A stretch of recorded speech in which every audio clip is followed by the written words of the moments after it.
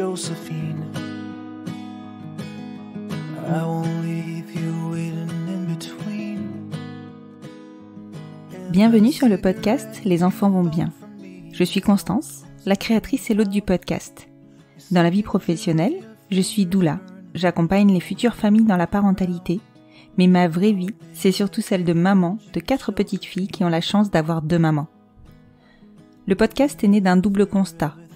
Le premier est qu'en France, nous devons rassurer sur le fait que les enfants issus de familles extraordinaires vont bien. Le deuxième est que l'accès à la parentalité alternative n'est pas sans soulever de nombreuses questions. Alors chaque épisode du podcast y apporte des réponses éclairées et constructives. Maintenant, place à l'épisode. Vous écoutez l'épisode 26 de la saison 4. Cela fait 8 ans que je recherche ce témoignage, qui ne s'adresse au final qu'à très peu de personnes, mais qui est essentiel quand on se retrouve confronté à cette décision. Voilà 8 ans que j'ai poncé Google et tous les forums pour savoir quel choix nous allions faire, pas celui des médecins, pas celui de nos proches, pas celui des réseaux et des forums, mais bien le nôtre, celui qui nous correspondait, celui qu'on devrait assumer notre vie entière. Comme je le dis au début de l'épisode, l'histoire de Claire est connue de tous, elle fait le tour des groupes Facebook autour de la PMA et de la parentalité solo, comme une légende urbaine, une légende numérique. Claire est cette future maman solo qui est passée par une PMA clandestine chez cette fameuse gynéco lyonnaise. Elle est tombée enceinte presque immédiatement de ces grossesses qui elles aussi sont légendaires. À 7 semaines d'aménorrhée, elle découvre qu'elle est enceinte de triplés et prend assez rapidement la décision de faire une réduction embryonnaire. Ce choix, elle l'assume pleinement. Des triplés en solo, c'était inenvisageable. Dans cet épisode, Claire vous raconte son parcours, les doutes qui l'ont jalonnée, les choix qui se sont imposés à elle, la procédure de réduction embryonnaire, ainsi que tout le questionnement qu'elle engendre. Aujourd'hui, elle est l'heureuse maman solo de jumeaux. Je profite de ce temps que j'ai avec vous, juste avant l'épisode, pour vous annoncer une nouveauté dans le support que vous pouvez apporter au podcast. Voilà maintenant 3 ans que je vous propose chaque semaine du contenu inédit qui permet de visibiliser notre communauté et vous permet à vous de faire des choix éclairés. J'ai à cœur que l'accès aux épisodes reste gratuit pour qu'ils soient accessibles à tous. Mais vous me demandez souvent comment soutenir mon travail. J'ai aujourd'hui une proposition supplémentaire à vous faire qui répond à vos propositions. Vous pouvez désormais soutenir financièrement le podcast sur ma page Tidy, dont vous trouverez le lien en bio sur le compte Instagram du podcast, @lesenfantsvontsbienpodcast. Je vous en reparle plus en détail tout à l'heure. Et maintenant, place à l'épisode. Bonjour Claire. Bonjour Constance. Je te remercie beaucoup de t'être rendue disponible. Comme je te le disais hors micro, ton histoire, je crois qu'elle circule dans tous les... Alors je vais pas dire les bas-fonds, c'est pas ça, tu vois, mais vraiment, c'est une légende urbaine un peu. Tout le monde a entendu parler un petit peu de ce qui t'est arrivé et quand tu cherches un peu à faire de la PMA artisanale, on va dire, alors je sais pas si on peut dire PMA artisanale, mais c'est ça, en clandestine, on a tous entendu parler de ton histoire et je suis vraiment ravie que tu aies décidé de bien vouloir témoigner parce que je crois que c'est important de parler de ce qui t'est arrivé et de parler aussi des choix que tu as dû faire liés à ce qui t'est arrivé dans cette PMA clandestine. Ouais. J'en dis pas plus. J'en ai déjà dit beaucoup. Est-ce que pour commencer, tu peux te présenter ? Alors, moi, c'est Claire. J'ai 34 ans et effectivement, j'ai fait une PMA clandestine peu de temps avant que la loi, en fait, passe. Et en sachant qu'elle allait passer, mais moi, je voulais pas attendre. Et il y a eu quelques couacs, on peut dire ça, qui ont eu quand même des conséquences. Et je te remercie de parler de ça, parce qu'aujourd'hui, même si la loi est passée et qu'on a théoriquement accès légalement, on est encore beaucoup à passer par ce chemin-là. Ouais. Parce que les lois elles sont encore mal foutues et elles donnent pas accès à tous et voilà. Alors, je vais faire un petit aparté parce que le dernier épisode que j'ai sorti, donc, et qui était d'ailleurs le premier sur la PMA clandestine, c'est un sujet qui est extrêmement clivant et j'avais eu énormément de messages me disant oui, mais ça peut bien se passer, oui, mais ça peut bien se passer, oui, mais ça peut bien se passer. J'en avais eu aussi qui me disaient moi, ça s'est passé pareil. Hein. J'entends, je suis tout à fait d'accord, ça peut bien se passer. Mais ça peut aussi ne pas bien se passer. Et là, il est important qu'on parle des conséquences que peuvent avoir les pratiques de certains gynécos. Je ne parle pas de tous, je parle essentiellement d'une, qui est la même que pour le premier épisode qu'on a enregistré. Et donc, le projet, c'est surtout que vous compreniez que c'est important de se faire confiance. Si ça ne vous paraît pas cohérent, on arrête, on change de personne. C'est ça. Et puis... on a beau dire oui, ça peut bien se passer, à un moment donné, c'est la même chose que comment elle s'appelle cette sage-femme qui a fait un documentaire il y a pas si longtemps et qui a vécu en fait les avortements clandestins, qui expliquait très bien que en fait tant qu'on prive les femmes le droit sur leur corps, finalement, on en est là. On aura toujours des trucs clandestins et qui engendreront des catastrophes, et des femmes qui ont fait le choix de mourir plutôt que d'avoir un enfant. Il y en a plein. Et c'est grâce à la loi qui est passée qu'il y a beaucoup moins de femmes qui meurent à cause de ça.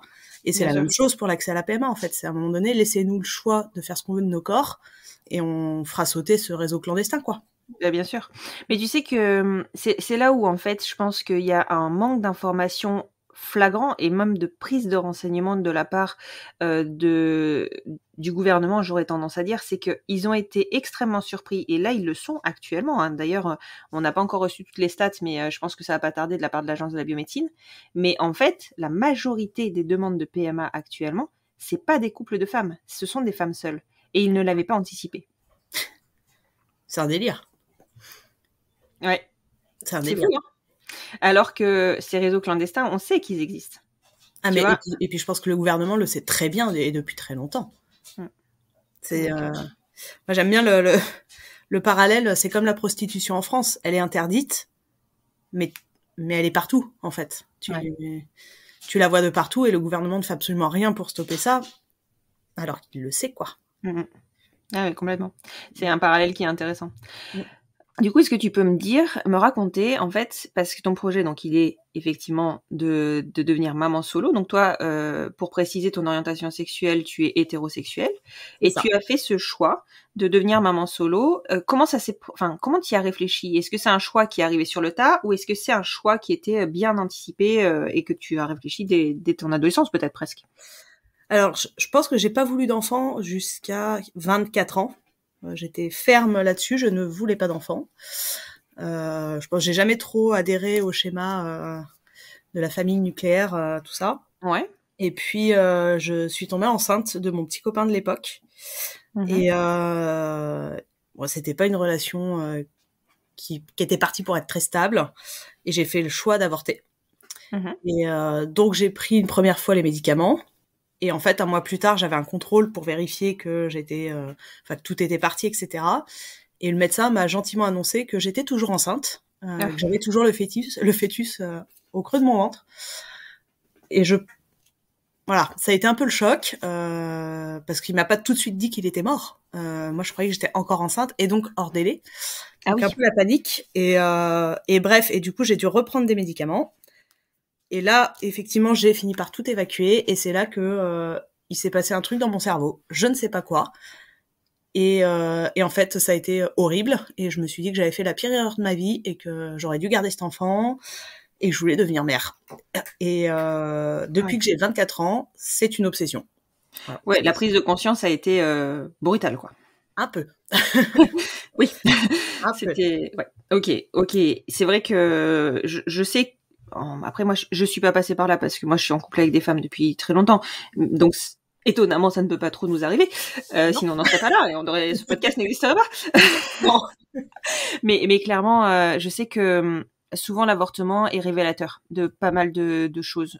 Que ce soit lié à la maternité ou pas, d'ailleurs. Mais toujours est-il que c'est un moment d'une vie où on rentre dans une réflexion qui est moins légère, quoi. Qui est beaucoup moins légère. Ouais, c'est ça. Ça te fait rentrer dans une réalité un peu alternative où tout devient différent, en fait. Enfin. Voilà, et donc suite à ça, et ben l'obsession a commencé Ouais. et j'ai jamais eu des grandes relations. J'ai eu quelques copains, mais voilà, pour une raison que j'ignore, ça s'est jamais fait. Ils étaient toujours un peu bancals, et en fait l'opportunité entre guillemets de devenir mère avec l'un d'eux s'est jamais tellement présentée. Mhm. Ça n'a jamais empêché que c'est pas bien, mais j'ai toujours voulu des rapports non protégés pour espérer tomber enceinte. Même avec le pire des connards, j'avais cette obsession. Et grand bien m'en face, ça n'est pas arrivé. Oui, mais après, enfin, tu vois, quand t'es obsédé par quelque chose, tant que tu n'as pas réalisé le truc, enfin, ça reste.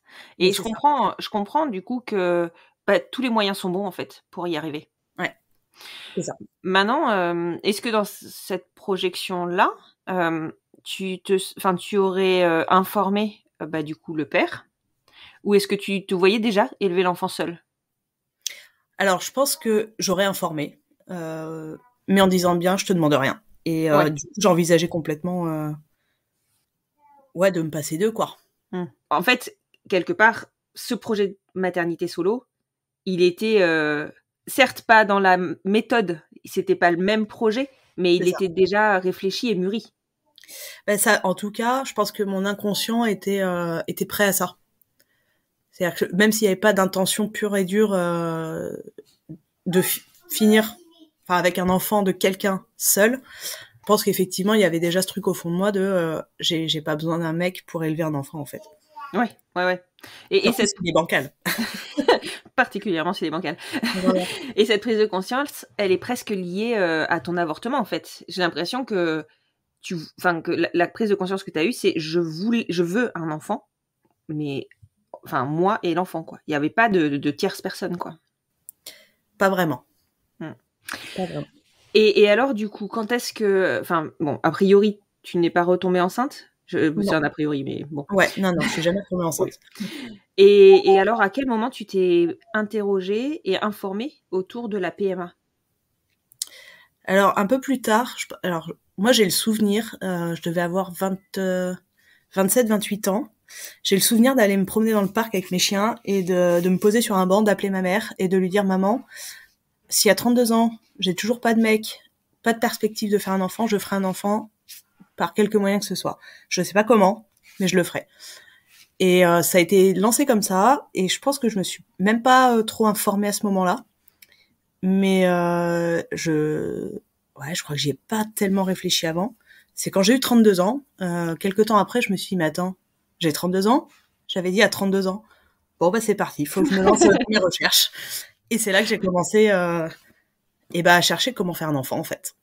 Ma première idée, ça a été coparentalité. Je pense que c'est les premiers trucs sur lesquels je suis tombée. Ouais. Et ça me semblait pas trop con, parce que malgré tout, c'est cool si t'as quelqu'un qui t'aide à élever ton enfant. Ouais. Et sauf qu'en fait, ça a pas mis longtemps avant que je me rende compte qu'avant de trouver quelqu'un en coparentalité, qui tienne la route, qui ait mes valeurs, c'est pas simple. Ça, je pense que c'est hyper complexe. Oui. Hyper complexe. Ouais, c'est complexe parce que tu deviens un couple de parents, donc tu te lies à quelqu'un à vie. C'est ça. Et quand tu connais la personne et que le deal, enfin voilà, tu vois que les valeurs elles sont déjà partagées, tout ça. Mais quand tu connais pas et que en genre 2 mois de temps, tu dois valider, oui ça c'est ok, ça c'est ok, ça c'est pas ok, c'est pas la même histoire quoi. Ah mais c'est clair, c'est clair. Ouais. Je pense que c'est plus complexe de créer une coparentalité que de juste faire un enfant avec quelqu'un avec qui t'es depuis 10 ans quoi. Tu te poses vachement plus de questions. Exactement.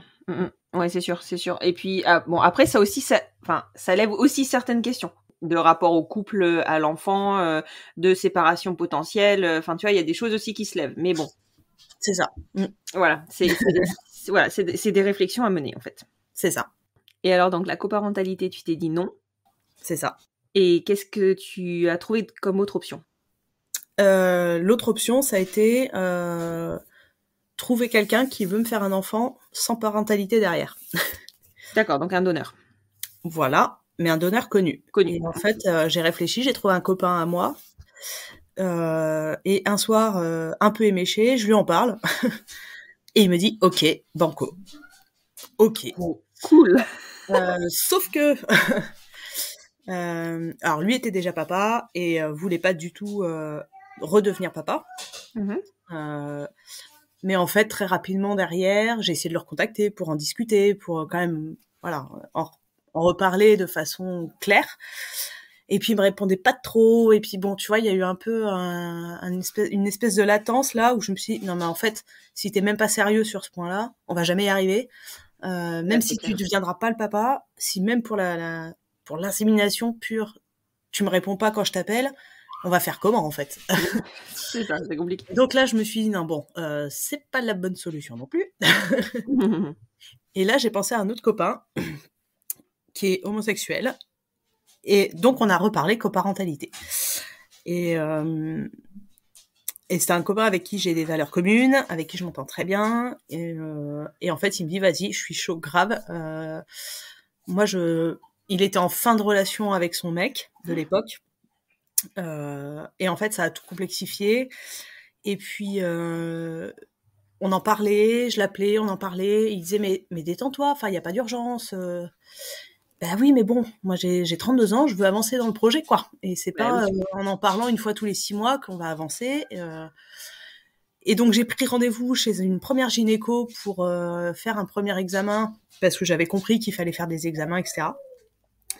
Et donc je l'appelle, et puis je lui dis, il me dit, mais non, mais Claire, attends, on a des trucs à régler tous les deux.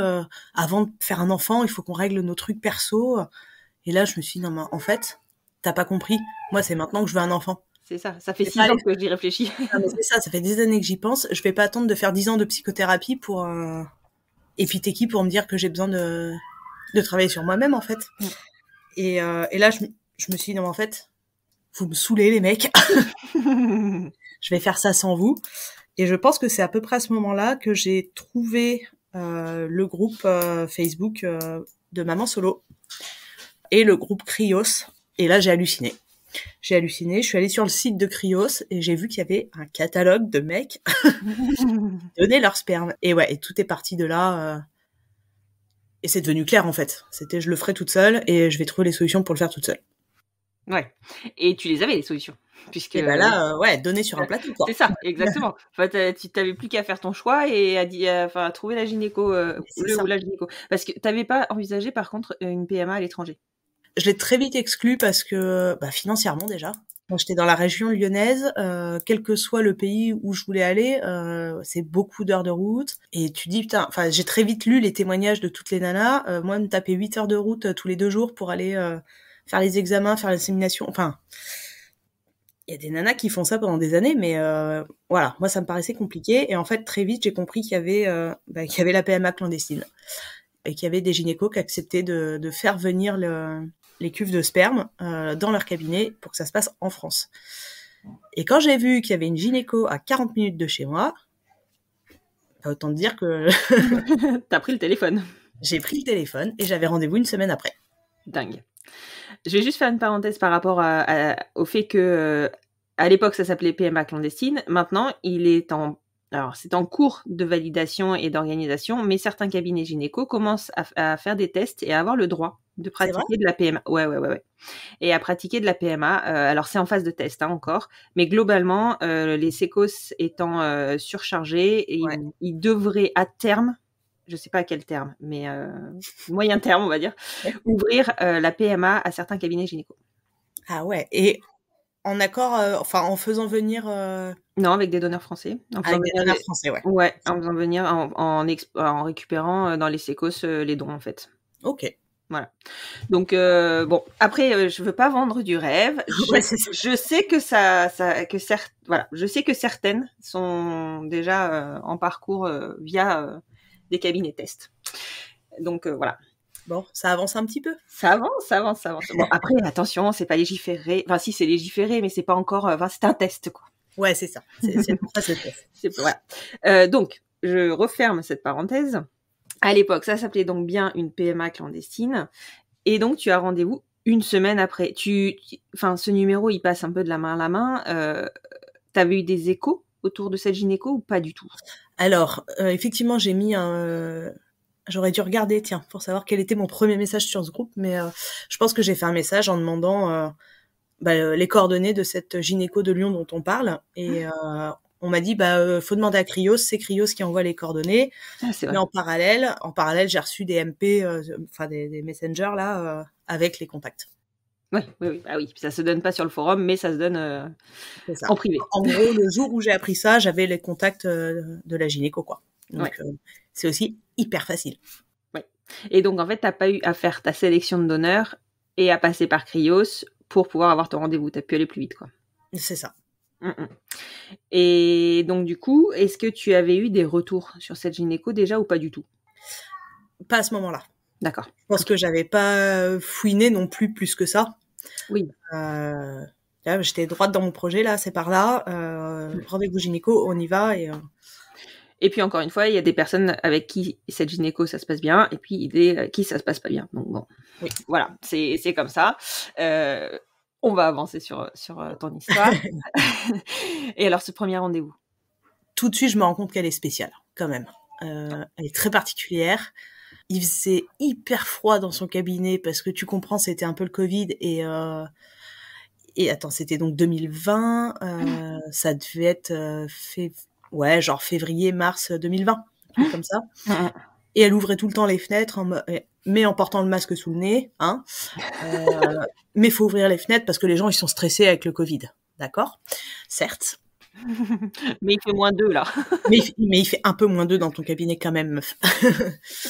Et puis très vite, en fait, je me suis rendu compte du personnage, c'est-à-dire que elle se gênait pas pour me parler des gens qu'elle recevait et de porter des jugements, en fait, clairement. Un tel, non mais alors n'importe quoi leur histoire, c'est du grand délire. Là, tu te dis ok, donc va falloir faire avec ça. Et en fait, finalement, elle m'a prescrit des examens. Notamment l'hystérosalpingographie, ce doux examen où on te projette du produit dans dans l'utérus pour que ça parte dans les trompes. Ça fait hyper mal.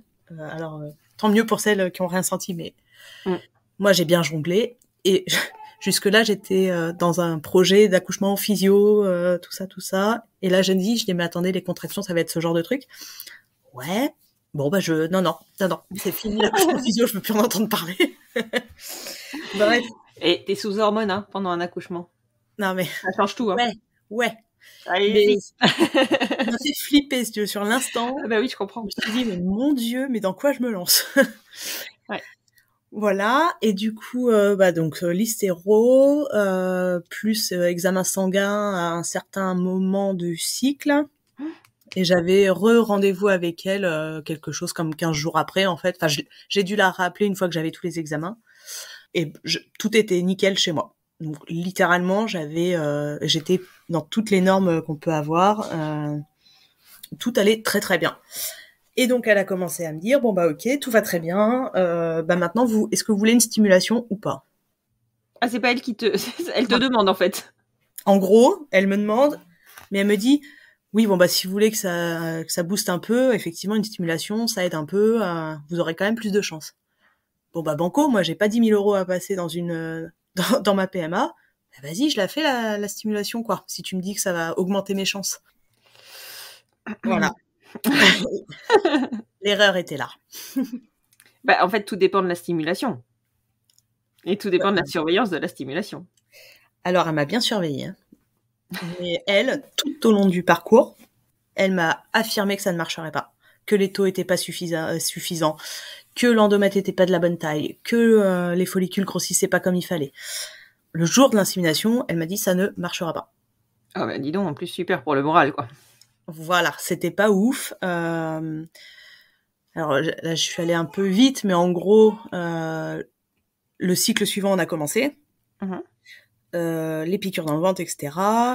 Tout d'un coup, elle me dit, faut augmenter parce qu'en fait, ça monte pas assez. Et je crois que ça a mis 17 jours. J'ai eu 17 jours de stimulation en tout. Ouais. Et elle a fini par booster, par me doubler mes doses. Alors, j'avais commencé avec la plus petite dose, mais elle a fini quand même par bien me doubler les doses parce que du coup, elle m'avait fait commander la paillette et que la paillette, elle tient 7 jours dans la cuve. J'avais pris une cuve d'azote, ça tient 7 jours, et du coup j'avais un peu cette deadline de le 7e jour, faut implanter, sinon mon On sperme perd la est paillette. mort, quoi. Ouais, J'ai c'est clair. dépensé 1300 € pour rien. Ouais. Voilà. Et d'ailleurs, en parlant de cette paillette, on en a pas reparlé, mais Cryos, t'as réussi à faire un choix rapidement ou Ça, alors, ça a pas été si compliqué. Clairement, on va dire que j'ai fait un premier tri purement physique. Alors, non, le premier gros critère, c'est que je voulais que le donneur ne soit pas anonyme.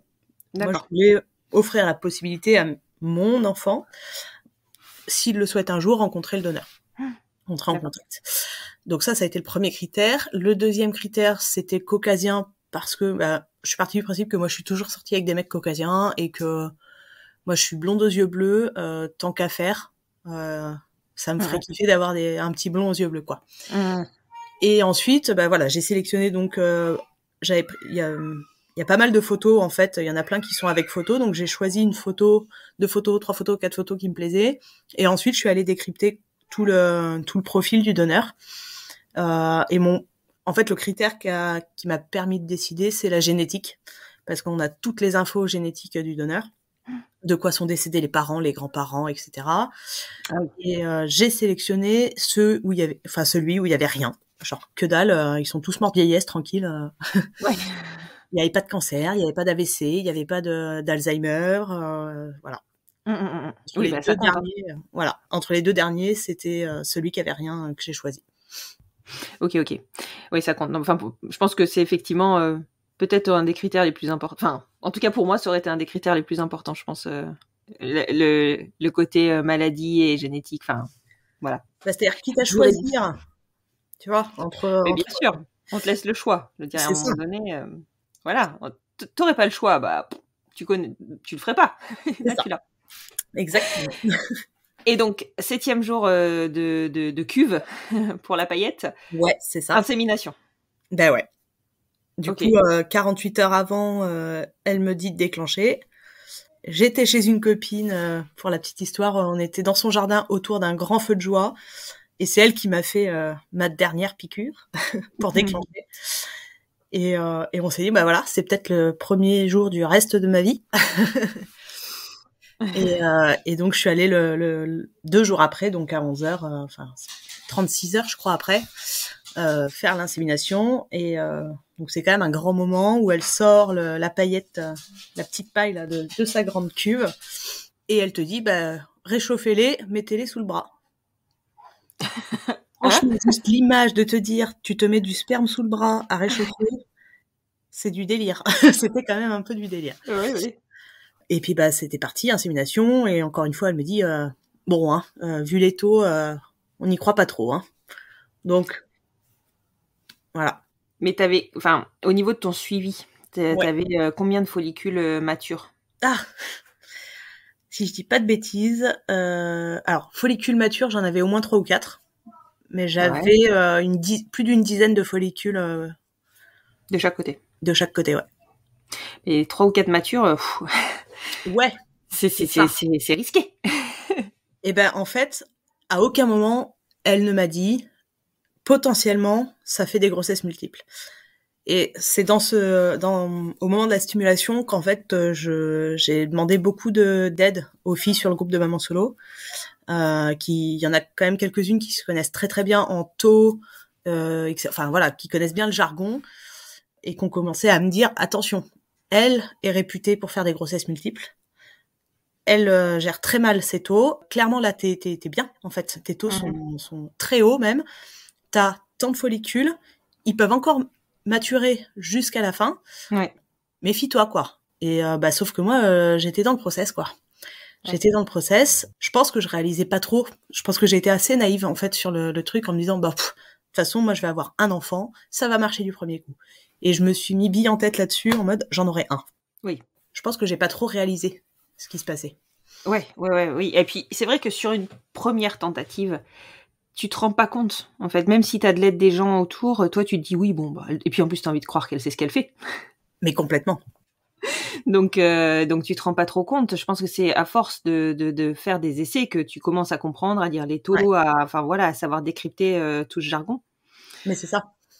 Et puis elle arrêtait pas de me dire que ça ne marcherait pas. Donc, si tu veux, l'option grossesse multiple, pour moi, elle y était pas, quoi. Effectivement, elle sait un minimum ce qu'elle fait, cette dame, quand même. C'est censé être son métier. Enfin, tu me diras, son métier, c'est pas la fertilité. C'est pas la PMA. Son métier, c'est la gynécologie. C'est ça. C'est ça. Ok. Et donc, première insémination. Alors, j'étais sous progestérone, sous truc, sous machin. Donc, j'ai eu tous les symptômes comme toutes de grossesse. Et puis, j'ai pas tenu, hein. J'ai pas attendu 14 jours. J'ai commencé à faire mes tests de grossesse à J9. Et en fait, j'ai tout de suite eu une petite barre, mais on sait que ça peut être des restes d'ovitrelle. Oui, tout à fait. Et donc, je m'étais dit, je commence à J9 et je vais voir si à un moment donné la barre disparaît, je saurais que c'était de l'ovitrelle. Sauf que la barre n'a jamais disparu. Et donc, grossesse du premier coup. Grossesse du premier coup. Et là, je me dis, voilà, j'avais dit, moi. J'aurais un bébé du premier coup. Voilà. Donc, à J14, j'ai quand même fait ma prise de sang qui s'est révélée positive. J'ai refait à J16 et je crois qu'elle, je l'ai revue. Elle m'a donné un rendez-vous, j'étais à 3 semaines de grossesse. Oui. Mais clairement, mes taux étaient normaux. Enfin, te paraissait normaux. Mais un taux n'est pas forcément révélateur d'une grossesse multiple. Et ils étaient dans les normes classiques, quoi. D'accord, ok. Non, effectivement, un taux est pas forcément révélateur. Malgré tout, quand le taux est élevé, on peut avoir des doutes. Ouais. Alors, je sais pas, peut-être qu'avec 3... moi, j'avais 3... Mon taux était 2 fois plus élevé que pour ma fille au même moment. Ah ouais. Mais après, effectivement, et c'est la première chose qu'on a dit à ma belle-mère, ça veut rien dire. Et nous, on pensait vraiment que que c'était bébé, c'était implanté un peu plus tôt, c'est tout. C'est ça, la naïveté. C'est la naïveté. Donc voilà, oui, bébé, c'était implanté, oui, bien, mais pas tout seul. C'est ça. Voilà. Et alors, du coup, parce qu'elle avait quand même bien conscience que ton projet, c'était de la maternité solo, on est d'accord? Complètement. Ok. Bon, bref, pardon. Et donc, tu la revois 3 semaines plus tard? Ouais. Je crois que c'était 2 ou 3 semaines après. Après le test, donc t'étais à 2 ou 3 semaines. Non, parce qu'à 2 semaines j'ai fait la prise de sang, donc oui, ça devait être 3 semaines après l'insémination. D'accord, ok, donc 1 semaine après la prise de sang, ok. Ouais. À ce moment-là, elle te fait une écho. Bon, en même temps, on voit rien, 3 semaines. Alors, je crois qu'on voit quand même le sac. D'accord, ok. Je sais même pas si c'est le sac, mais il y a comment ça s'appelle? Un nom, un nom bizarre. La vésicule vitaline. Je crois que c'est ça. Je crois que tu le perçois à ce moment-là. Ouais, d'accord, ok. Et elle te fait une écho? Elle me fait une écho intravaginale, ouais. Et alors? Et donc, on voit le fameux petit sac. Et on se dit, youpi. Puis elle tourne, elle dit, paf, bon, c'est bon, il y a bien un sac. Elle dit, mais vous allez revenir dans 1 semaine parce que je sais pas si j'en ai pas aperçu un deuxième. Ok. Je pars avec ça en me disant, bon, de toute façon, je commence à la connaître, vu le sérieux de la nana, hein? Ouais. Ça se trouve, elle a vu 2 fois le même. Non, mais c'est ça. En gros, je commençais déjà à plus trop lui faire confiance. Et puis, j'en rigole un peu avec mes copains. Et puis, 1 semaine après, je reviens et elle me dit, bon, c'est bon. Donc, il y a bien toujours un premier sac. Ah, c'est bon. Ouais, c'est bien ça. Il y a un deuxième. Et là, bordel. C'est pas le même projet. C'est pas du tout la même. Et puis là, elle bouge, elle me dit, il y en a 3. Là, je l'ai regardé, je dis, mais c'est une blague? Non, il y en a 3. Oh, putain. Et je pense que j'ai eu un instant de choc. De sidération. De sidération complet, quoi. Genre, c'est une blague. Et là, je me tourne enfin vers l'écran et je vois les 3 sacs. Et ouais, il y a 3 bébés, quoi. Enfin, il y a 3 sacs, en tout cas. Et là, en fait, je sens qu'elle monte en stress. Sans blague. J'ai peut-être fait un petit peu une boulette. Ouais, j'ai peut-être un peu merdé. Et alors, je sais plus si c'est à ce moment-là, mais je crois qu'elle a commencé à me parler de réduction embryonnaire. Tout de suite, ouais. Ouais. Mais en me disant, bon, on précipite pas, on va se revoir pour recontrôler, s'assurer qu'il y ait des cœurs, qu'il y ait machin. Ça s'arrête souvent tout seul. Enfin, il y a des cœurs qui s'arrêtent souvent tout seul dans ces cas-là. Donc, pas de panique. Je dis, oui, mais bon, enfin, quand même, ça se passe comment, une réduction, c'est quoi? Et donc, elle me dit que ça se passera à l'hôpital femme-mère-enfant de Lyon. Mais que pour le moment, faut qu'on se revoie pour vérifier. Et on s'est revus, et il y avait bien 3 cœurs. Ok, donc si les cœurs étaient visibles, c'est que t'étais à 6 semaines. Ouais, je crois que c'était 6 ou 7. Ouais, 6 ou 7, c'est ça. Ouais. Ok, je suppose que entre le moment où tu le découvres et le moment où vous êtes revus, ça tourne quand même bien dans ta tête, quoi. Je pense que j'ai ri nerveusement pendant 2 heures. Oh putain, tu m'étonnes. Le temps de rentrer chez moi, j'ai appelé ma mère. Je dis, putain, maman, il y en a 3, quoi. Elle y croyait pas. Enfin, comment tu veux croire un truc pareil, en fait? Mais non, mais c'est sûr, c'est Comment tellement... tu veux croire à un truc pareil, quoi? Et tout de suite, ma mère, non mais Claire, c'est pas possible. Je dis, mais non, c'est pas possible. Ben non. Comment tu veux que j'élève 3 enfants seule? C'est ça. Quand t'es en couple, je veux dire, t'as 2 paires de bras, en fait. Oui. Et surtout 3 enfants seuls qui auront le même âge. Déjà, enfin, tu vois, enfin, pour le coup, je sais ce que c'est. Il y a des gens qui le font. Je sais que je suis des personnes qui sont maman solo de triplé et mais elles ont une admiration, mais Ah non, mais, voilà. Mais c'est clair. Et en fait, tout de suite, il y a eu l'idée de, c'est pas possible. Ouais. C'est pas possible, mais je me laisse le temps. Il faut que j'y réfléchisse, il faut que j'envisage l'option, quand même. Ouais. Je suis rentrée chez moi, j'étais en coloc à ce moment-là, et du coup, j'avais tous mes colocs. Et là, je dis, attendez, là, je vais m'ouvrir une bière et je vais fumer une clope. Ok? Il faut que j'accuse le coup, là. Il faut que j'accuse le coup. Et genre, ouais, encore 1 heure de rigolade en mode, haha, mais quelle drôle de blague. Et en fait, je pense que ma décision a été prise à ce moment-là. Ouais. Oui, mais après, il y a un moment où tu redescends et où, effectivement, tu te rends compte que, c'est possible, c'est pas possible. Enfin, tu le dis toi-même. Enfin, en plus, t'étais en coloc. Donc, enfin, déjà, le changement de malade qui se profile. Le délire. Je me dis, attends, faut que je vire tout le monde de la coloc, que je paye toute seule la maison, que... Non, mais non, en fait, non. C'est, ouais. Non, c'est un projet. Et en fait, moi, ce qui me dérangeait le plus là-dedans, finalement, c'était même pas est-ce que je serais capable ou pas, c'est l'affection, l'amour que je projette, que j'ai toujours projeté sur un enfant, sur un seul enfant, d'être complètement dispo, de pas laisser pleurer, de toutes ces choses-là. Ça vole en éclats, en fait. Tu dis, mais en fait, si t'en as 3 et que t'es seule, ça va être la crèche, là, tu sais, où je voyais les 3 couffins avec 3 bébés qui hurlent en attendant la bouffe, quoi. Et à quel moment je peux avoir cette espèce de parentage proximal que j'espère en ayant 3 enfants, quoi. Ça marche pas. Seul, en ayant 3 enfants. En ayant 3 enfants seul. Ça marche déjà, pas. 3 enfants à 2, le parentage proximal, il y en a toujours un qui arrive pas. Enfin, il y en a toujours un de côté, entre guillemets. Ouais. Alors après, il y a peut-être des gens qui arrivent. Moi, je sais qu'on n'y est pas. Ouais. Mais là, seul. Mais en plus de ça, au niveau nervosité, mais non, t'es pas disponible, hein, soyons clairs. Avec le recul, mais quel bon choix j'ai fait. Je vois pas comment j'aurais pu tenir le choc.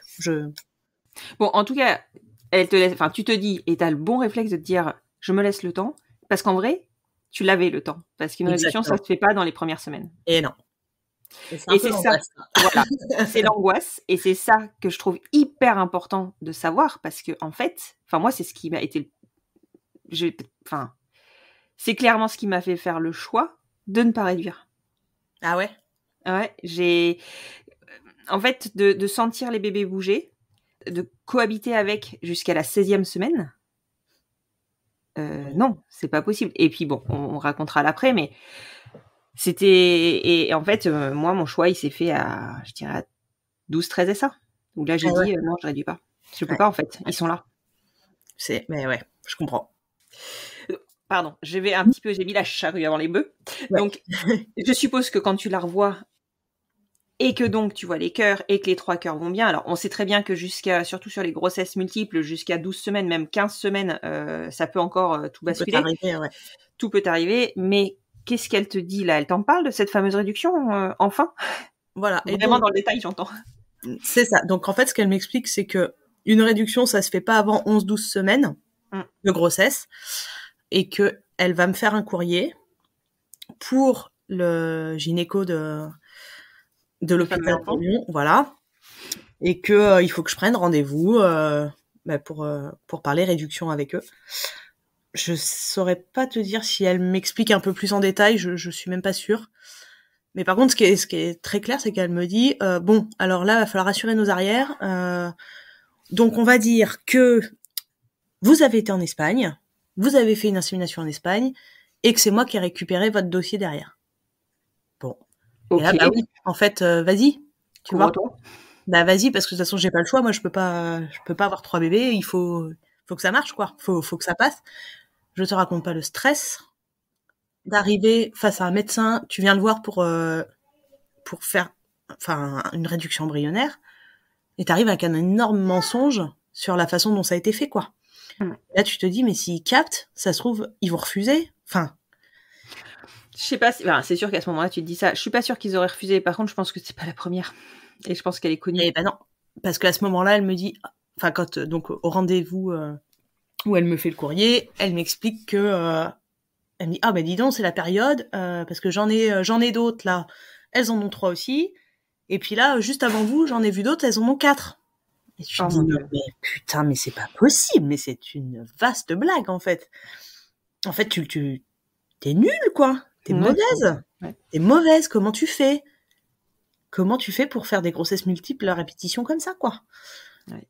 Bah, ça montre tout son sérieux, hein.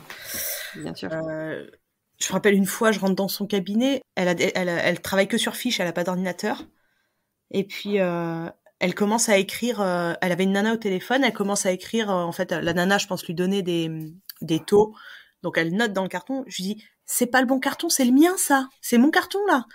Et tu te dis, mais elle se plante tout le temps. Il y a que des trucs comme ça, quoi. L'hygiène, je t'en parle pas. Enfin, bref. Je suis partie un peu dans d'autres trucs, mais voilà. C'est juste pour dire le sérieux du personnage. Et c'est là où, en fait, je me dis, putain, mais j'ai été... ouais, j'ai mis des œillères, quoi. J'ai été aveuglée, ouais.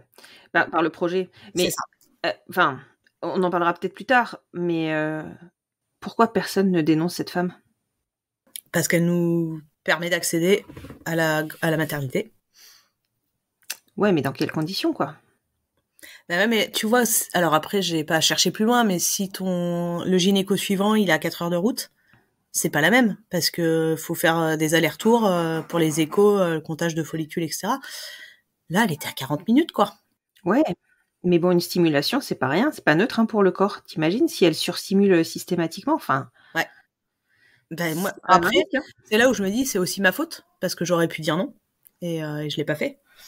Alors, je pense qu'il faut pas se culpabiliser. Je pense que, clairement, quand enfin, encore une fois, t'étais novice, et même si t'es pas novice et que le projet, il est là, il est ancré, et qu'effectivement, comme tu le dis, il y a 40 minutes de route, mais une fois que vous êtes X, vous êtes fait, enfin, avoir pris ce risque et avoir dû prendre d'autres risques liés à son incompétence, je sais pas, je me dis, enfin, je sais pas ce que j'aurais fait. Je peux pas te dire, mais je pense que je sais pas.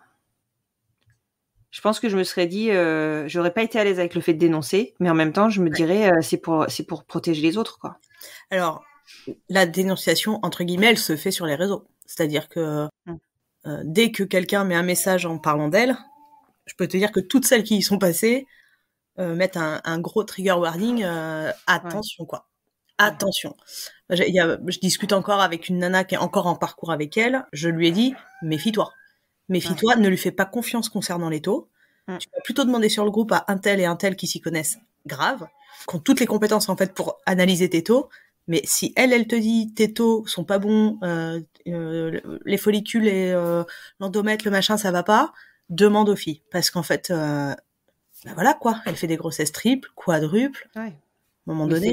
Et puis, enfin voilà, on va reparler de la réduction, mais ça engage toute la grossesse quand même, donc c'est pas neutre, quoi. Ah, c'est pas neutre, non. Donc c'est pas neutre physiquement et émotionnellement. Mais c'est ça. Donc du coup, toi, tu te présentes avec ton énorme mensonge à FME. C'est ça. Ça passe? Ça passe. En fait, il pose pas tellement de questions. Il lit le courrier où elle écrit également que je suis dévastée par la nouvelle. C'est pas vrai. En fait, je suis pas dévastée. Je suis pas dévastée, mais en fait, elle met ça pour que ça passe auprès de la commission. Parce qu'il y a une commission qui se réunit pour décider si oui ou non la réduction est acceptée. Il me fait l'écho, tout le monde est là, tout le monde est en bonne santé, et donc il m'explique ce que c'est que la réduction. Et le premier truc qu'il me dit, c'est « au niveau éthique, on ne fait pas de 3 en 1, on fait que du 3 en 2. C'est-à-dire qu'on enlève un seul fœtus, parce qu'on considère qu'éthiquement, qui que vous soyez, on laisse les deux, on n'enlève pas 2 sur 3, quoi. Et j'ai su après que ça se faisait, en fait. Ah oui? Ah non, moi, on m'avait dit pareil, de 3 à 2. Après, peut-être que si le contexte émotionnel est pas, tu vois, où c'est vraiment trop compliqué qu'ils l'estiment, peut-être qu'ils font 3 à 2. C'est ça. 2, 3 à 1, pardon. Ouais, puis je pense que ça dépend des médecins et ça dépend des commissions. Mais je connais des nanas qui ont fait la réduction de 3 en 1. Mais en tout cas, moi, j'avais même pas envisagé cette option parce que j'avais bien compris que c'était de 3 en 2 et voilà. Donc tu me diras, oui, je connais aussi quelqu'un qui a fait de 3 à 1, mais je crois qu'il y avait des problèmes médicaux sur les enfants. Ouais, ok. Voilà. Et donc là, il t'explique que c'est de 3 à 2. Il t'explique comment ça se passe, comment ça se déroule. C'est ça, il m'explique comment ça se déroule, quels sont les risques.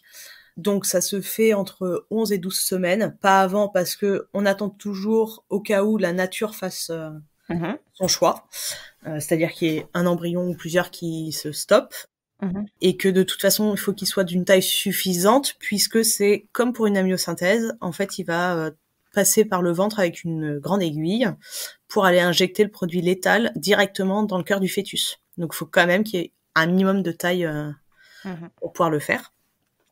Et il m'explique donc les risques qui sont que ça peut créer des fausses couches, etc. et que je peux tout perdre. Donc il y a aussi cette épée de Damoclès de dire bon, ok, je veux réduire, mais potentiellement je vais tous les perdre. Oui, sauf qu'en face, tu as aussi les chiffres de la grossesse triple, où de toute manière le risque il est latent jusqu'à la fin de la grossesse. C'est ça. Donc voilà. Ouais. Et alors, c'est entre guillemets chouette si à FME ils arrivent à faire une réduction à 12 semaines. Je sais qu'à Bordeaux, il y avait des délais en fait entre le moment où tu dis ok, je suis ok pour la réduction et le moment où ils arrivent à te caler sur une date. En gros, ils comptaient 2 semaines de plus, quoi. Ah ouais. Donc tu vois, c'est pour ça que je parle de semaines de grossesse, pas d'aménorrhée, mais Ah oui, donc tu as 12 semaines de grossesse, donc c'est ça fait 14 SA. C'est ça, ouais. Et c'est pour ça que je te disais, moi, c'était 16. Ouais. La prévision. Et là, c'est plus la même projection, c'est des fœtus. Enfin, tu vois, c'est clair. Enfin, moi, j'ai commencé à les sentir à 17, quoi. Moi, j'ai senti à 12. Oh là là. Donc, tu vois le truc, quoi. Et quand je les ai sentis bouger, non, ça a été... Enfin, tu vois, ça fait court-circuit dans ma tête. Ouais, mais oui, puis voilà, t'étais pas seule, donc les considérations, elles sont différentes aussi. Mais, bien sûr. Mais effectivement, je pense que si j'avais pas été seule, j'aurais gardé tout le monde. Enfin... Ouais. Et effectivement, parce que clairement, ça engage la grossesse. Une amniosynthèse, déjà, on le sait que c'est risqué pour la grossesse. On l'a fait toujours en connaissance de cause et parce qu'il y a des risques plus forts, en fait, en face qui amènent à faire cette amniosynthèse. Là, le choix, il t'incombe à toi directement. Donc, t'as pas de risque. Tu me disais, tes 3 enfants allaient bien. Donc, je suppose qu'il t'a expliqué à ce moment-là que quand les 3 bébés vont bien, ils font au pif. C'est ça. En fait, ils vont choisir le plus accessible. Voilà, exactement. Et alors, ma crainte, parce que je te dis, en fait, j'ai commencé à sentir à 17, mais c'est pas vrai parce que le jour J, je lui ai dit, je lui ai demandé lequel il prenait, enfin, lequel il choisissait. Et il a pris le fœtus qui était en bas à gauche. Et j'étais rassurée puisque je sentais en haut à droite, je sentais des bulles. Et c'est con, mais en fait, j'avais déjà créé du lien avec celui-là. Bien sûr. Et du coup, j'espérais qu'ils prennent pas celui-là parce que c'est celui que je sens. Ouais. Et puis tu te dis ok, donc il prend celui-là. Je sais pas encore les sexes, mais si ça se trouve, j'ai 3 filles, 3 garçons, mais ça se trouve c'est 2 garçons, une fille. Il est en train du coup de tuer la fille ou de tuer le garçon. C'était comme considération, mais non, mais attends, à ce moment-là, je veux dire, toutes les considérations sont valables. C'est des choix qui engagent une vie. C'est ça. Et tu sais, ta grossesse, elle était tricorielle très amniotique. Oui. Donc, ouais, ok, 3 poches, 3 placentas, je précise. C'est hyper important pour la suite parce que dans le cas où il y a des vrais jumeaux qui auraient qu'une poche et qu'un placenta, je reviendrai là-dessus pour expliquer un peu comment ça fonctionne dans d'autres vidéos peut-être. Ouais. Dans ce cas-là, le risque de syndrome transfuseur-transfusé est tellement important que des fois, ils suppriment justement les 2 vrais jumeaux pour être sûr de laisser la grossesse se dérouler correctement, parce qu'en fait, si tu as un syndrome transfuseur-transfusé sur la paire de vrais jumeaux et que en fait ça engage la naissance, le risque il est aussi de perdre la grossesse. Et oui. Eh tu oui. vois. Ouais, Donc ouais. du coup, là, ils considèrent que c'est un risque et c'est la paire complète qu'ils éliminent, entre guillemets. Ah C'est ouais. horrible comme mot, mais oui, voilà. Ah oui, c'est horrible. Mmh, mmh, mmh. Donc voilà. Bon, pardon. Non, Revenons-en. mais effectivement, ouais, j'ai pas eu ça. Ils étaient. Mais ce qui dit bien que tous mes follicules ont été fécondés, quoi. Ouais. Aussi. Pas tous. T'aurais pu en avoir 4 ou 5. Ouais, peut-être. Rappelle-toi. Bref, ça a été efficace, on va dire, comme voilà. Et je rigole, mais c'est hyper nerveux parce que vraiment j'ai des souvenirs assez pénibles de cette période-là qui tombaient exactement aux mêmes dates, tu vois. J'étais pile dedans là en janvier. Ah ouais. Donc voilà.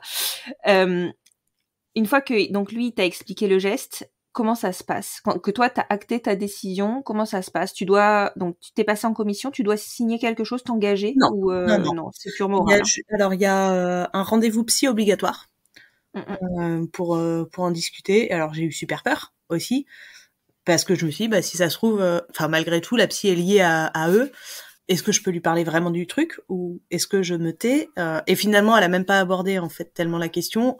La psy servait à bien rediscuter de ce qu'était la réduction et de comment je vivais ça. Comment je vis le fait de faire ce choix-là, comment j'envisage ma maternité solo avec 2.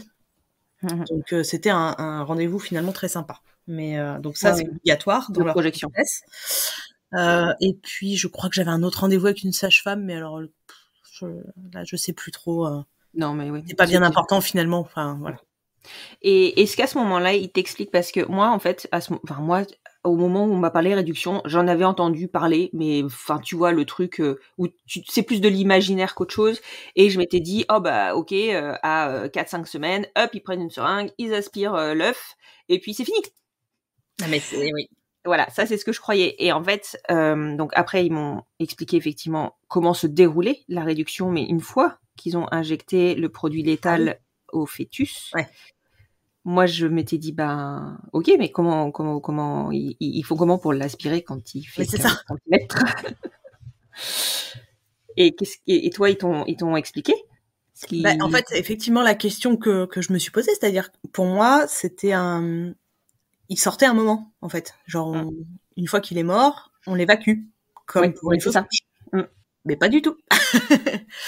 Pas du tout. En fait, le fœtus, à ce stade, va entre guillemets, se résorber. Et ils m'ont expliqué qu'il se mélangeait un peu au placenta. Et qu'il n'y avait plus rien le jour de l'accouchement. Sauf que c'est pas vrai. Non, oui, voilà. En fait, moi, c'est pas ce qu'on m'avait dit. Je pense pas qu'on va forcément rentrer dans les détails, mais toujours est-il que tu es enceinte de 3 enfants, tu accouches de 3. C'est ça. Après, voilà. Tu me raconteras la suite. Maintenant, je pense qu'on va pas traumatiser non plus trop les gens, mais je pense que c'est quand même important de savoir où on met les pieds quand on se retrouve confronté à des grossesses multiples et même hyper multiples. C'est ça. Et donc, du coup, le jour de la réduction se présente. Ouais. Et toi, t'es toujours assurée de ta décision Complètement. Ok, pas de doute là-dessus. Aucun doute.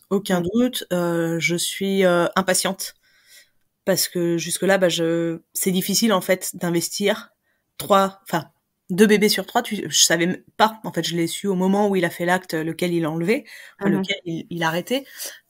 Et du coup, j'étais impatiente en fait de pouvoir mettre ça derrière moi, tout simplement. Ouais, je comprends. Et comment ça se passe? Est-ce que pendant l'acte, parce que je sais qu'ils font ça sous écho, oui, ils ne te montrent pas l'écran? Non. Ok. Non, mais parce que, pour le coup, moi, je suis pas allée jusque là, et j'espérais qu'ils ne fassent pas ce genre de choses. Mais c'est clair. Ouais.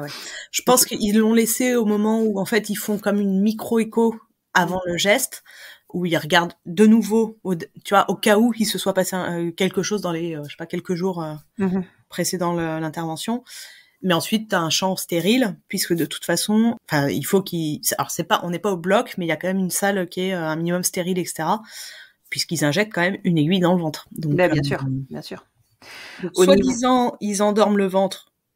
Alors, soit ça n'a pas marché sur moi, soit c'est pas vrai. Mais ça fait très très mal. Clairement, ça fait très mal. Ils ont essayé de me mettre du gaz, ça n'a jamais marché. Donc j'ai vraiment souffert parce que il faut qu'il arrive à viser, quoi. Il faut qu'il vise le cœur. Et pendant ce temps, il triture un peu, il trifouille un peu le ventre. Je crois qu'ils ont replanté l'aiguille 2 ou 3 fois. Oh mon Dieu.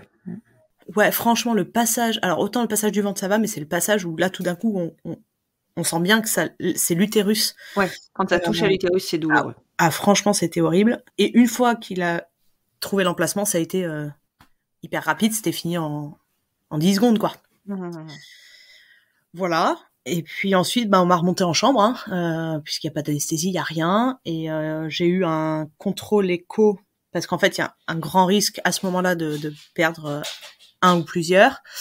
Donc j'ai eu une nouvelle fois une écho pour vérifier que celui qui était arrêté était bien arrêté et que les 2 autres étaient encore en vie. Et effectivement, ils étaient encore en vie. Et donc je suis rentrée chez moi et si je dis pas de bêtises, j'ai eu un nouveau contrôle 15 jours après. Pendant 15 jours, tu te demandes si t'as pas perdu tes bébés, quoi. Parce que le risque est là. Et tout au long de ma grossesse, à aucun moment j'ai été sereine, en fait. Après une écho, j'avais 1 semaine ou 2 où ça allait. Où je savais qu'ils étaient là. Et les 10-15 jours qui me restaient avant l'écho suivante, je me disais, ça se trouve, ils sont morts, quoi. Ça se trouve, j'en ai perdu un. Parce que oui, je sens toujours des mouvements, mais tu sais pas lequel c'est. Non. C'est un peu le bordel. Ouais. Et il y a toujours ce stress. En fait, c'est tellement médicalisé depuis le départ que... en tout cas, moi, j'ai pas réussi à être sereine, quoi. À être pleinement sereine sur tout le long. Et voilà. Oui, parce que si je me trompe pas, le suivi reste celui d'une grossesse hyper multiple. C'est ça. Donc du coup, c'est hyper médicalisé. Et effectivement, le risque, quand on touche à l'utérus se rebelle et il contracte. Donc le risque, il est d'évacuer la grossesse. C'est ça. Voilà. Ça, c'est mécanique. Donc il y a toujours des risques. Alors je crois qu'ils sont pas... Alors je sais pas sur une réduction, mais je crois que sur une amyosynthèse, c'est peut-être de l'ordre d'en dessous de 10%. Ouais. C'est pas non plus ça paraît minime. Ça augmente le risque de toute façon. Donc voilà, exactement. Parce qu'on sait que quelle que soit la grossesse, tout peut arriver. C'est ça. À n'importe quel stade. Et quand tu connais quelques histoires, t'as toujours ces trucs-là en tête. Et quand en plus tu rajoutes un geste invasif et qui augmente ce taux de risque, t'es pas serein, quoi. Mais c'est pour ça que je te disais tout à l'heure, pourquoi ne pas la signaler? Je comprends, il y a plein de raisons, mais moi, pour ça, je lui en aurais tellement voulu d'avoir fait prendre des risques à ma famille complète, parce qu'un deuil, il est à gérer par tout le monde. Complètement. Que j'aurais pas, voilà. Là, tu touches à ma famille, je laisse pas passer, quoi. Ouais. Donc bon, bref. Alors, moi, ce que je sais, c'est qu'aujourd'hui, j'avais discuté avec une nana. Alors, je crois qu'elle avait des triplés, pareil, et du coup, pareil, HFME. Et elle était super emmerdée parce qu'ils demandaient des comptes rendus complets, des dossiers complets, ce qui n'avait pas été le cas à mon époque. Ils doivent avoir un doute. Et je pense qu'en fait, ils ont déjà... à mon époque, ils avaient des doutes et que maintenant, ils ont renforcé, entre guillemets, les surveillances. Ils savent que ça vient d'elle, quoi. Et je pense qu'ils ont très bien compris le truc. Surtout si les courriers de réduction viennent systématiquement d'elle. Enfin, il y a un moment, tu sais, ça met la puce à l'oreille. Bien quand même. C'est bizarre, elles sont toutes passées en Espagne et elles passent toutes par le même médecin après. Mais c'est ça. C'est franchement... Voilà. À un moment donné, tout le monde est au courant. Et c'est pareil, pourquoi eux la dénoncent pas? Oui, mais peut-être parce qu'ils attendent d'avoir du dossier. Peut-être. Je pense que ça se fait pas comme ça, tu vois. Enfin, c'est... Ouais. Et donc, du coup, ta grossesse se déroule, bon an, mal an, de façon très, très médicalisée. Ouais. L'accouchement, comment ça se passe? Alors, finalement, je suis revenue à mon idée d'accouchement physio. Avec les jumeaux. Ouais. J'y crois dur comme fer. Je suis suivie par un sage-femme. Alors, entre-temps, j'ai déménagé quand même. Je suis revenue vivre en Charente-Maritime, ma région d'enfance. Mm-hmm. Et à ce moment-là, je squatte chez mon père dans une petite maison. Bref, c'est un peu l'angoisse. Je cherche un logement que je ne trouve pas. C'est hyper compliqué dans la région. Et je prends un sage-femme en libéral qui fait des accouchements à domicile. D'accord. Je sais très bien que je pourrais pas coucher à domicile. Et je l'accepte pleinement. Par contre, je le choisis lui en me disant, il va m'accompagner dans le projet d'un accouchement physio. Mm-hmm. Même si je me doute très vite que ça va être compliqué avec l'hôpital, parce que je suis quand même obligée d'accoucher dans un hôpital de niveau 2 ou 3, ils étaient, je sais plus. Et je pense que c'est niveau 3 parce que tu avais une grossesse triple initiale. Mais bon. Je crois que non, c'est même pas pris en compte ça. Ah d'accord, ok. Mais voilà, il faut qu'il y ait un service de réa néonat quand même. En fait, les plans ont vite... mes plans d'accouchement physio ont vite sauté puisque à 36, j'ai eu une écho. Et en fait, ils ont commencé à voir que le placenta faisait plus très très bien son job et que j'en ai un qui grandissait plus très bien. Donc là, il m'a dit, ça va être déclenchement la semaine prochaine. Ah ouais, d'accord. Donc mon accouchement physiologique, c'est foutu. Je pourrais rien négocier du tout. Ah, il y a des choses, mais bon, c'est sûr que c'est pas le même projet. Et non. Donc après, je t'avoue que arrivé à 36 semaines, 36 SA, j'en pouvais plus. J'avais qu'une envie, c'était qu'on me les sorte de là, quoi. Avec des jumeaux, moi déjà à 32, bon après c'était des triplés, mais à 32 avec les triplés, mais c'était intense. J'imagine même pas. Et j'admire, là je suis sur un groupe de triplés et il y a une nana, elle a tenu jusqu'à 37 plus 4 ou 38 ou 38 plus 4, je sais plus, mais 37 ou 38 avec des triplés, j'étais là. Oh, mais tu marchais encore? Non mais je sais pas si elle marchait encore, mais je lui vois un culte. Chapeau. Ah non mais incroyable. J'avoue, incroyable. Donc ouais, non mais c'est sûr, ça pèse en fait, de bébé, de placenta, de poche des os, c'est lourd quoi, c'est lourd. C'était hyper lourd. C'est ça. Et donc ton accouchement se déroule tout de même correctement malgré le déclenchement? Bah non, parce que ça marche pas. T'as pas l'air de répondre bien au... Mais alors, du coup, pareil, je finirai là-dessus, je pense, mais j'en parlerai un peu plus tard, mais ça ne marche, mais pas du tout. Je suis restée 48 heures quasiment en déclenchement, et j'étais ouverte à 3. D'accord. Et puis j'avais à peine des contractions, quoi. C'est-à-dire que un premier tampon, un deuxième tampon, et ensuite ils m'ont mis l'ocytocine, et ils avaient beau augmenter les doses, en fait, j'avais des contractions, mais pas non plus à hurler, quoi. C'était pas... Ouais. T'étais encore dans la seuil de tolérance sous mère. Effectivement, bon, tu me diras. Avec un déclenchement, c'est toujours tout biaisé, mais bon. Ouais. Moi, j'avais entendu déclenchement. Attention, ça fait encore plus mal, quoi. Donc, je m'étais préparée à un truc un peu violent et... Ça fait effectivement plus mal si les contractions se déclenchent. Voilà, c'est ça. Donc, j'avais mes petites contractions, mais tranquille. Et puis, finalement, on s'est regardé... c'est une copine d'enfance qui m'a accompagnée. Et on s'est regardé le reportage sur Nicolas Hulot. Je sais pas si t'as vu ce truc-là. Pour te dire l'ambiance, quoi. On était assez perdus, quoi. Voilà. Ouais, ça se passait, quoi. Ça se passait. Et donc, à 22h30, la gynéco débarque et me dit, on va partir en césarienne, hein. Je dis, ah bah non. Ah non, moi, je veux pas. Mon accouchement physio. Mais mon accouchement physio, quoi. Je veux bien, la péri, ok, le déclenchement, ok, mais je veux mon accouchement, je veux qu'il sorte de moi, quoi. Pas par moi-même. Et elle m'a dit, je vous laisse 1 heure. S'il se passe rien, on y va. Bon, évidemment, 1 heure après, il s'était rien passé. Hein. Après, des fois, ça passe. Hein. Des fois, tu passes de 3 à 9, tu sais pas comment. Mais bon. C'est bon. Voilà, pas chez moi. Non, mais voilà, ça, tu peux rien prévoir de toute manière. C'est ça. Donc bon, du coup, je suppose que ça a fini en césarienne. Exactement. 1 heure après, j'étais en... Ouais. Même pas 1 heure après, ils m'ont mis sur la table et puis c'était parti, quoi. Voilà. Et alors, comment ça se passe, la vie de maman solo avec des jumeaux? C'est cool. C'est trop cool. Ah, c'est super rassurant d'entendre ça. Il y a des phases plus difficiles. Il y a des phases très compliquées, évidemment. Mais c'est chouette. C'est très chouette. Je pense quand même que je suis gâtée. Dans le sens où ils sont pas trop pénibles à endormir. Tu vois, ce genre de choses. Enfin, moi, ils sont allaités. Donc, ils se réveillent, 14 mois, ils se réveillent encore la nuit, mais en général, je les fais téter, ils se rendorment. Il y en a avec un enfant seul, c'est pas du tout ça, quoi. Enfin, donc, je pense que je suis assez bien lotie et ouais, et puis je suis dédiée à mon rôle, je suis en congé parental et je compte le rester jusqu'à l'entrée à l'école. Et c'est super chouette, franchement. Ouais, t'en profites à fond, quoi. Ouais, grave. Je sais que derrière, ce sera le début de la fin, quoi. Ce sera le début où ils vont partir de la maison. C'est vrai. Mais t'as encore le temps quand même. Ouais, un peu, mais du coup, voilà, je préfère profiter à fond. Et, Non, mais t'as raison. Franchement, quand on a la possibilité de le faire et qu'on en a l'envie. Et qu'on en a l'envie.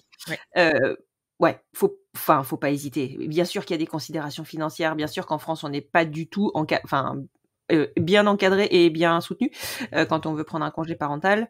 Donc c'est compliqué. Mais si on a la possibilité de le faire financière et qu'on en a l'envie, franchement, Ben c'est ça. Faut y aller. Ouais. Et du coup, je t'ai même pas demandé 2 petites filles, 2 petits garçons, une petite fille, un petit gars. 2 garçons. 2 petits gars. Ouais. Alors en vrai, ça y est, hein, mais. Tu m'as dit quoi les prénoms? Ezra et Isaac. Oh, j'adore. Ok, bah écoute, waouh. Enfin, c'est prenant hein, comme histoire. Je sais que ce sera pas facile à entendre pour tous nos auditeurs, et je pense même que ce ne sera pas écouté par tout le monde parce que c'est pas facile. Ouais. C'est des décisions qui sont pas faciles. Alors toi, elle paraissait. Et puis, je vais te dire un truc. Le fait que tu sois pas 2 et que tu sois une, clairement, de toute manière, la décision, elle s'actait par elle-même presque. Mais c'est ça. Enfin, tu vois. Mais c'est vrai qu'on passe par des espèces de montagnes russes à ces moments-là. Déjà, quand on découvre qu'on est enceinte de 3 enfants, Ouais, c'est clair. que derrière, on envisage la suite, on sait que la vie, elle est complètement chamboulée, il faut tout changer. On change de vie, clairement, on change de vie. Ah, mais c'est clair. Voilà, que derrière on prend des décisions, on passe notre temps à entendre que en fait on n'est jamais sûr que la grossesse elle aille au bout, donc finalement on n'arrive pas forcément à se projeter avec ses enfants, mais finalement il faut quand même se projeter pour avancer. Enfin, c'est hyper compliqué. Et pour après avoir des gestes invasifs qui sont confortables pour personne, c'est des grossesses. Si on peut les éviter. Ah bah c'est ça. Et voilà. Tu vois, moi, alors c'est con, mais je me suis fait tatouer. J'ai fait un petit tatouage là pour la naissance, et en fait, c'est 3 petites barres qui représentent les 3, et parce qu'ils étaient 3, quoi. Bah, c'est ça.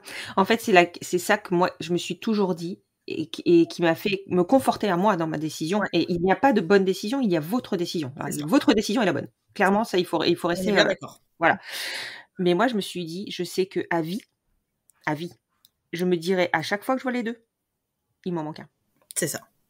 Alors, moi, c'est pas aussi net à chaque fois que je les vois, je pense qu'il m'en manque un, mais franchement, alors, ok, ils ont que 14 mois et je pense que ça va s'estomper avec le temps, mais souvent, j'y pense, quoi. Souvent, je me dis, ça se trouve, c'était une sœur ou un frère qu'ils avaient en plus. Et moi, j'espère, alors c'est un peu empirique, mais j'espère que ça les impactera pas, tu vois. Parce que, évidemment, je compte leur expliquer ça, quand ils seront en âge de l'entendre et de le comprendre, mais, tu vois, je veux dire, il y avait une 3e entité, quoi. Et elle est là, et ce bébé, il sera toujours là, et même si je n'ai absolument aucun regret, et que je suis hyper heureuse avec eux 2, voilà, il y aura toujours ce truc-là, et merci Doctora, quoi. Enfin, tu vois, de créer cette espèce de fantôme, au-dessus de la tête, de créer ce deuil, en fait. C'est ça. Parce que ça reste, à mon sens, un deuil périnatal. Et c'est, voilà, enfin, faut vivre avec, quoi. C'est ça. Ouais, voilà, je me doute, et moi j'en perds aussi ma voix. Bon, en tout cas, je te remercie vraiment beaucoup d'avoir bien voulu témoigner autour de ton histoire. Pour moi, ça me tenait à cœur. Ça fait 3 ans que je tiens ce podcast. D'ailleurs, je vais faire une publication d'ici peu. 3 ans que je me dis qu'il faut absolument, en tout cas que moi je propose mon témoignage autour de la réduction, sachant que je ne l'ai pas vécu, à d'autres podcasteurs, parce que je pense qu'il faut en parler. Et il faut informer. Ça concerne une minorité de personnes, mais quand ça nous tombe dessus, on a besoin de savoir où on va pour prendre une décision. C'est clair. Et donc pour ça, je t'en remercie, parce que oui, ça va être difficile à entendre pour beaucoup, mais par contre, ça va servir à un petit nombre de personnes qui vont se retrouver dans cette situation-là précisément. C'est ça.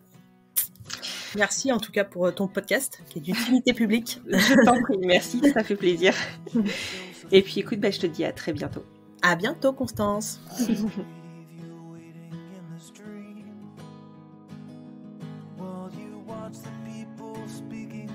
Comme promis, je vous explique mon cheminement pour en arriver à vous faire cette proposition de soutien via une page Steady.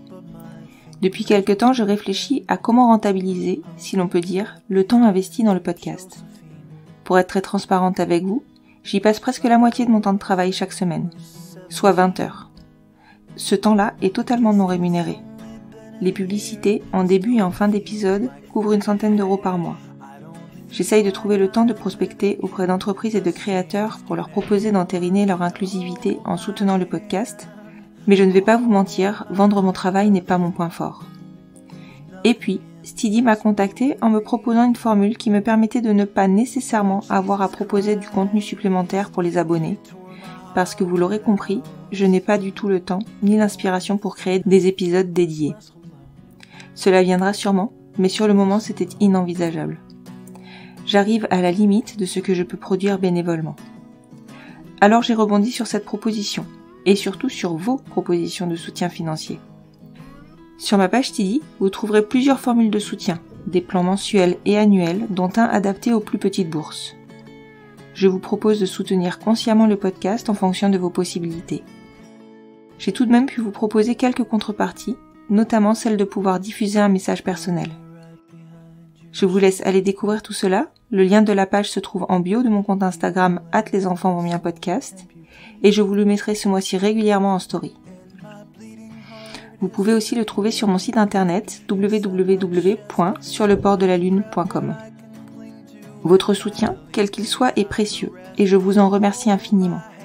Vous pouvez aussi donner plus de visibilité au podcast, le partager sur les réseaux sociaux, le noter sur les plateformes d'écoute et faire fonctionner le bouche à oreille. En gros, faites du bruit, plus vous en ferez, plus ma reconnaissance sera grande. Merci, merci, merci pour votre soutien. Et maintenant que vous avez la pêche, je vous souhaite une excellente semaine.